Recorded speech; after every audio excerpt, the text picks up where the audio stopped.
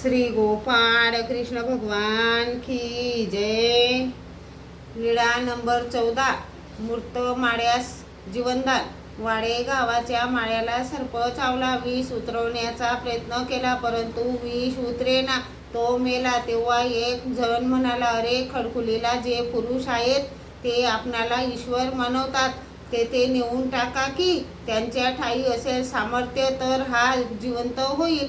मग निंबाच्या पानामध्ये गुंडाळून घेऊन आले, गुंफेजवळ टाकला। भट्टोबास लखू देवबा भिक्षेला निघाले।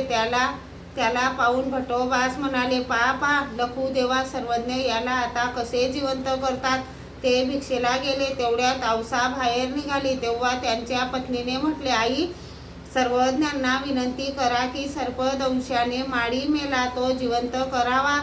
पायलीभर अन्नाच्या भाकरी लागतात, इतकी मुले, गरिबीचा दुबळा संसार, काय करू आई, म्हणून रडू लागली।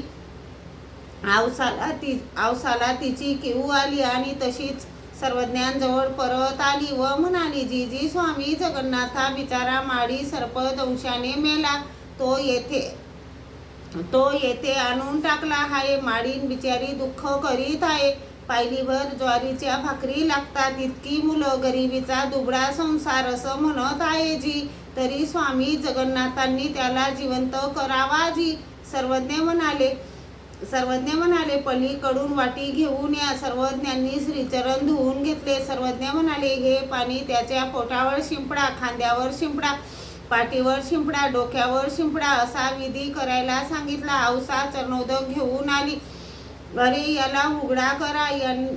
त्यांनी त्याला सोडले। औसाने 3 ठिकाणी शिंपडले आणि तो जिवंत झाला। डोळे उघडून पाहू लागला। औसा आनंदित होऊन सर्वज्ञांजवळ आली व विनंती केली, जी स्वामी जगन्नाथा, बापुडे प्रेत जिवंत झाले, डोळ्याने पाहते परंतु बोलत नाही आणि उठत नाही जी, तरी स्वामी जगन्नाथांनी तेथपर्यंत चलावे जी।